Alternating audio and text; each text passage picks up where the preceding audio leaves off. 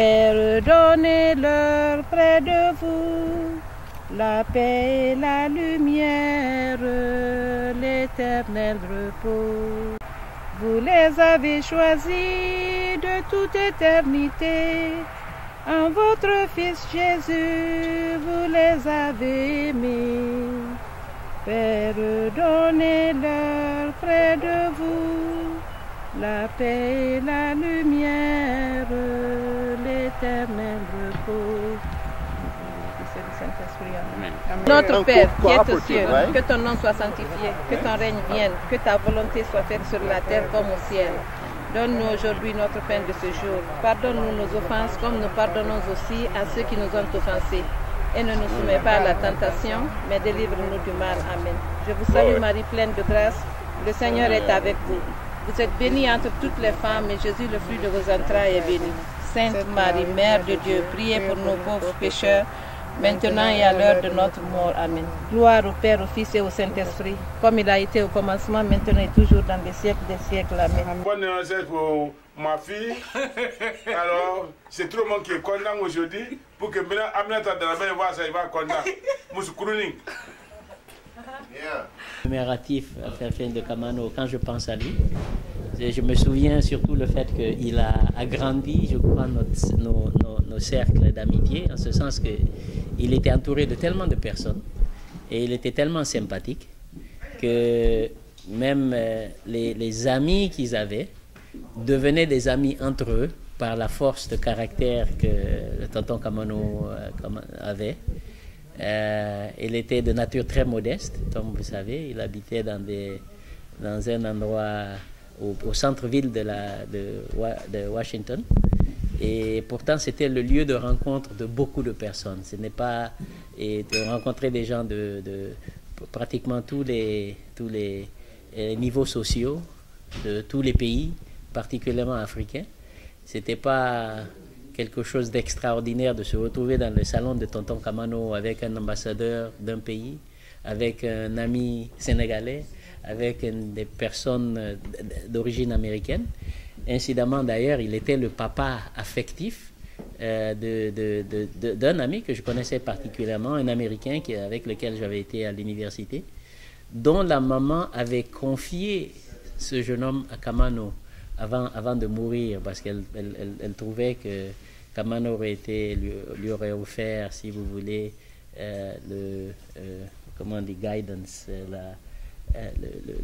il aurait été un conseiller idéal pour lui. Je voulais aussi souligner l'extrême intelligence de tonton Kamano. Bien qu'il n'ait pas été à l'école, c'était la seule personne à ma connaissance qui avait un carnet d'adresses avec tous les numéros de Washington sans aucun nom. Il suffisait seulement qu'on vienne lui dire, tonton Kamano, on veut le numéro de telle personne. Il fouille dans son carnet et puis il te dit, c'est tel numéro, compose le numéro, on tombe sur la personne.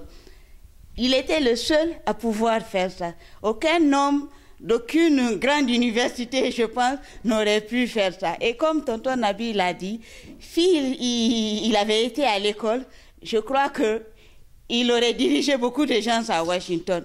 Parce que là, il n'a pas été à l'école, mais il a pu rassembler beaucoup de gens. Donc, s'il avait été vraiment à l'école et qu'il avait eu le même bagage intellectuel que beaucoup d'autres, je pense que la grandeur de Kamano aurait été plus que ce dont on parle aujourd'hui. Moi, c'est Madame Keita Daniel Bama. Je suis venue ici en 1991 et j'ai connu tonton Kamano en 1992 à travers Saran qui m'a appelé. Ah, tu vas venir, on a un parent ici, tu vas aller le saluer. J'ai dit d'accord, comme je dois aller demain d'ici à l'école, j'ai dit tu viens me chercher là-bas. Donc elle est venue me chercher à l'école vers 13h. J'ai dit bon, on va prendre un taxi. Elle dit non, on est étudiant, c'est trop cher. J'ai dit bon, on prend un bus. Elle dit non, c'est pas loin. Donc de la 20e, on a marché jusqu'à la 13e. C'était très long pour moi. Je n'ai jamais fait une distance comme ça aux États-Unis, à pied. C'était très fâché. J'ai dit mais ça, on peut trouver une occasion pour aller chez tonton Kamano. Il m'a dit non, mais allons, c'est pas loin. Donc de la 20e à la 13e, on est arrivé chez lui. On était très épuisés, mais la manière dont il nous a reçus, j'ai oublié ma fatigue. Il nous a donné à manger, on a bu, on a rigolé. Chaque fois que je disais, tonton, je vais rentrer maintenant, mon bébé est à la maison. Ton bébé, il n'y a pas de maison là-bas, il n'y a pas de gens là-bas. Ils vont sauver ton enfant, non? Assieds-toi. Les enfants ne meurent pas ici, parce qu'il y a la police derrière tout le monde ici. Donc on a chahuté comme ça, on est resté longtemps chez lui. Et régulièrement maintenant, il m'appelait à la maison, je l'appelais aussi. Et chaque fois que mon mari appelait aussi, il me disait, ah, et ton nouveau parent que tu as rencontré là-bas, il va bien? J'ai dit oui, il va bien. J'étais dans la famille Camara aussi. Tout le temps, il les appelait là-bas, il chahutait avec tout le monde. Donc, de temps en temps, je l'appelais, je passais chez lui chaque fois que j'avais l'occasion. Et quand mon fils, quand j'étais venu pour accoucher, quand ce garçon-là est né, 2 ans après, 3 ans après, il a refusé de manger le riz. Tonton Kamano me dit, ton garçon-là, il a grandi. J'ai dit oui, il a grandi, il est là, mais il refuse de manger le riz. Il dit, quoi? Un gars de Kouroussa qui ne mange pas le riz? Amène-le ici, dans une heure, amène, je vais lui préparer du riz. Donc, 1 heure après, j'étais chez lui. Il dit à mon fils, assieds-toi et tu manges. Tu es de Kouroussa. Donc mon fils est assis. Il a mangé. Depuis lors jusqu'à aujourd'hui, c'est lui qui mange le riz. Il a 22 ans maintenant. Tous les jours, il mange du riz à la maison ici. Le t-shirt que je porte encore, je l'ai. Depuis 1998, on a fait une cérémonie. Et c'était plein de manger. Même le manger, je n'ai pas voulu enlever. J'ai dit, ça c'est le souvenir de tante Kamano, quand Maradi a organisé ça chez elle. Donc j'ai dit, bon, comme je dois être filmé dessus, je vais enlever les tâches. Sinon, je voulais garder comme intact, comme c'était le jour où j'ai porté devant lui, pour lui faire plaisir. Moi, mon nom c'est Hadiat Koiwogi, Madame Shérif.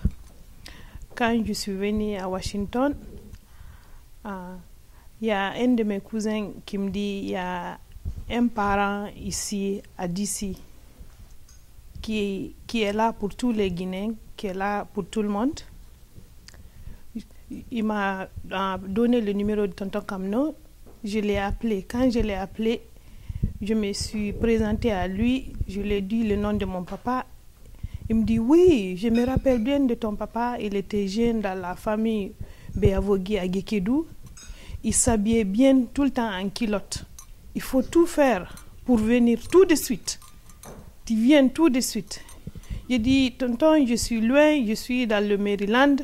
Et je ne connais même pas comment venir chez toi. Il dit, je vais t'indiquer, pas à pas, tu vas arriver ici, chez moi. Il dit, tu viens à Silver Spring, tu vas prendre le bus qui va te mettre sur la 16e. De là-bas, tu vas marcher et tu vas voir Titin-Tri. Et voilà, maintenant, tu vas venir tout droit. Je t'indique, tu vas arriver ici. J'ai dit, d'accord, tonton, je vais écrire comment arriver chez toi. J'ai écrit, il m'a donné les directions, les noms des rues. Quand je suis descendue à Woodner, et comment traverser et aller tout droit jusqu'à chez lui et sonner. Il m'a donné le numéro, le code pour sonner et rentrer chez lui. Je viens. Il était tellement content, très heureux de me voir. Il dit, ici, c'est chez toi. Je suis là pour vous. Je suis là pour vous. Tu es venu en Amérique. Il faut que tu travailles. D'abord, il faut que tu travailles. Le premier mari de la femme, c'est son travail. Il faut que tu travailles. Je sais, tu aimes t'amuser. Tu aimes aller danser. J'ai dit, oui, tonton, j'aime aller danser. Il dit, mais ici, tu vas travailler. C'est le travail qui est là. Il dit, tu vas continuer les études et tu vas rester aussi dans la communauté. Tu vas être très actif aussi dans la communauté. J'ai dit, ah, tonton, tout ça. J'ai dit, ça va être trop. Il dit, non, c'est ça. C'est comme ça ici. J'ai dit, ok, j'ai pas de choix, il n'y a pas de problème. Je vais prendre tes conseils. Après, il me dit, il y a un doyen ici, Elage Diaouni, qui est à Silver Spring. Je vais appeler quelqu'un qui va venir nous amener chez lui. Je vais aller te présenter à tes parents, à tes oncles, Peul. J'ai dit, il n'y a pas de problème. Quelqu'un est venu, un de ses amis est venu nous prendre, nous amener à Silver Spring, là où habitait Elage Diaouni. On est venu saluer Elage Diaouni. Il dit, voilà, c'est ma nièce, c'est ma fille et toi, ta nièce. Elle est ma fille, mais toi, tu es son oncle. J'ai dit, d'accord. On est resté, on a tiré de bonnes relations avec Elage Diaouni. De là-bas, il dit, ok, voilà, il y a un autre aussi, Prince Kamano, mon frère qui est là. Il est à Iceville. Si, comme il se fait tard aujourd'hui, demain tu reviens, il faut que je t'amène aussi, c'est mon frère. J'ai dit, il n'y a pas de problème, tonton. Je suis venue le lendemain, il m'a amené, c'est Prince Kamano. Il habitait dans une single house maison vers Riverdale là-bas, avec sa femme colombienne. Donc, et j'ai pris aussi, partout où on se présentait avec lui, il me disait, prends leur numéro, tu gardes le contact, Je dis, il n'y a pas de problème. Ok, maintenant, 2 jours après, il dit, reviens encore, je reviens. Il me dit, il faut que je te cherche du travail. Il n'en est pas question. Il a appelé Billo Diaby qui habitait à l'époque sur la 16e au Woodner. Il dit, Billo, ma fille là est là, mais elle a fait le Libéria, elle parle anglais. Il faut absolument qu'elle commence le travail aujourd'hui. J'étais là comme si c'était un rêve. J'ai dit, en Amérique, commencer le travail le même jour. Il dit, mais c'est possible. Il dit, toi, reste tranquille. Je ne vais même plus entendre ta voix. J'ai dit, ok, je me suis tue. Tonton Billo Diaby est venu directement. Il me prend, il m'amène sur L et M Street au McDonald's. C'est lui-même, on a rempli l'application. Sur place même, on me dit de commencer le travail. C'est ce que tonton voulait. Donc j'ai commencé le travail le même jour. Moi, mon nom c'est Nestor N. Lama. Je réside à Washington DC depuis 1999. Alors, c'est dans la même année où j'ai connu tonton Kamano, où aujourd'hui il n'est plus avec nous. Alors, on est en train de faire ça, c'est pour vraiment montrer à tout le monde, à tous ceux qui ont connu Kamano. Et partout où tu parles de Kamano, tout le monde se rappelle de Kamano. On veut faire ça pour montrer à tout le monde, à tous ceux qui vont voir cette vidéo et à tous ceux qui ont connu Kamano et ceux qui n'ont pas connu Kamano pour qu'ils sachent qu'il y avait aussi quelqu'un qui avait un comportement très très bon que nous on n'a pas ces personnes-là maintenant dans le monde presque. Kamano était très très gentil. Tu pouvais voir Kamano avec $40 à main. Il te voit, il va te donner $20. Et si tu es avec un de tes amis, il lui donne aussi $20. Et il reste comme ça, sans argent. Sa gentillesse nous a tous, on a tous profité. Ça nous a tous aidés ici dans le pays. Là où je suis assis aujourd'hui, dans cette chambre ici, c'était la chambre principale de tonton Kamano, monsieur Ali Kamano. Alors, moi j'étais son voisin. Mais avant d'être son voisin, on est venu le voir, on l'a demandé que moi je cherchais une chambre où je voudrais loger. Alors, lui, il nous a dit, si nous, on aimait ici, dans ce parage-là pour loger, je lui ai dit, mais il n'y a pas de problème, mais comment nous, on peut avoir un logement ici? Et moi, j'étais nouveau en Amérique. Je n'avais que 6 mois et demi en Amérique. Alors, Kamano nous a dit qu'il va voir les gens de ce building. Et il s'est mis devant nous, on a marché, on est allé voir 2 vieilles mamans là. Il les a expliqués. Les gens là, ils ont dit, d'accord, comme c'est Kamano qui est venu avec vous, nous on connaît Kamano depuis très longtemps, voilà l'application, allez-y remplir. Et on a rempli l'application, on a mis le nom de tonton Kamano. Depuis lors, les gens là, ils nous ont donné le logement ici. J'étais face à face de porte avec tonton Kamano.